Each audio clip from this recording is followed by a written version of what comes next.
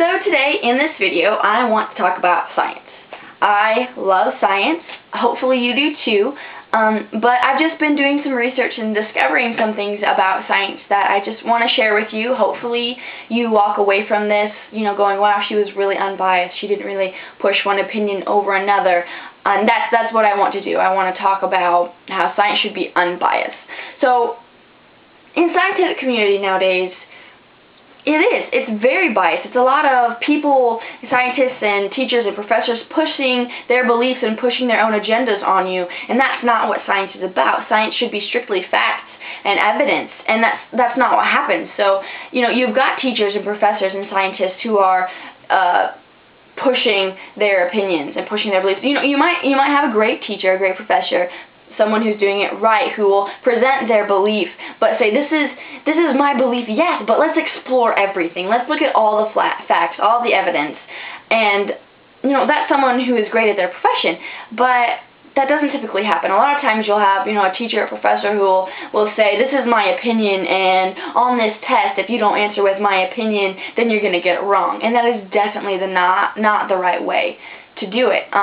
So even though, you have this author or this teacher that says, this is scientific fact, it's not the case. We live in a really broken world, and people aren't always truthful. A lot of times what happens is people want to believe how they believe. They want to believe that something is true, and so they'll do whatever they can to kind of make up the evidence for it.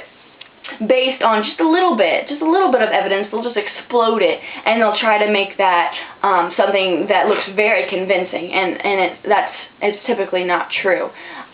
So I want to talk specifically about evolution versus creation, and even more specifically, the existence of God and creationism versus Darwinism and macroevolution, that type of thing, because I think that those are two subjects, or one subject actually, that really duels in science, and we don't really have enough evidence on either side to be like, oh, this is completely fact. It's not like gravity. You don't go up to someone and go, oh, I don't believe in gravity. They'll just look at you like,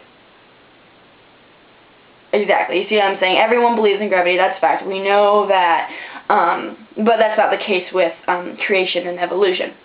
So let's talk about science and how a theory, how a scientific law comes about, like gravity, a scientific law comes about. Well, first someone makes an observation. They have an assumption. They turn it into a hypothesis, and they test it, do research over it for, years and years, and, sometime it might become a theory. It might become scientific law after that.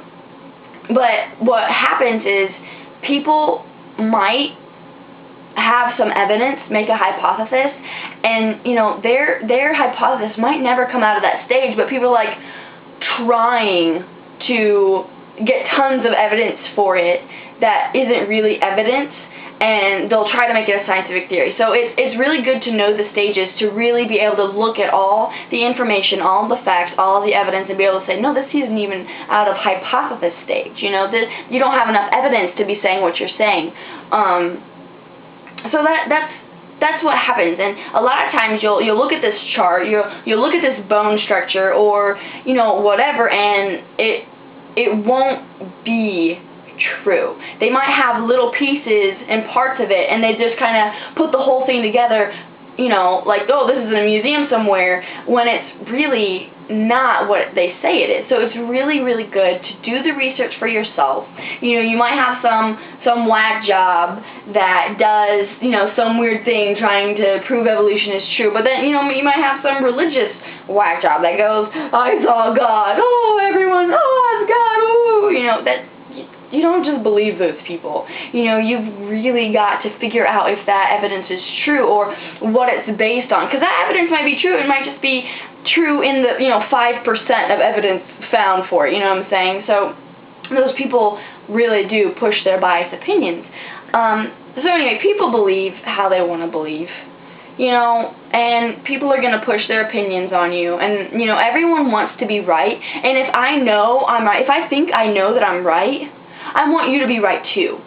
So I'm going to try to convince you to believe the way I do, because I want you to be right as well. We all have this deep desire to be right, and that's just not professional. It's not okay for that to happen, and it gets ugly. It gets personal when people are making accusations at other people's beliefs, and that's not what science is about. You know, yeah, it might come down to, you know, if you're religious, it might come down to, you know, whatever your faith being what determines how you're going to believe, but, you know, that's personal. That's for you. That's not for someone else to push on you. That's not for someone else to tell you is fact.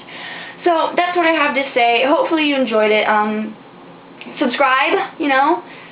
I love doing that. Subscribe. Leave some comments in the comment bar below, and I have no idea how to work anything in here, so people are always cool, like links and sidebar, and I have no idea what any of it is. But I would really like if you have a correction for me, if something I said maybe overstepped my bounds, to go ahead and let me know. Maybe I can correct it.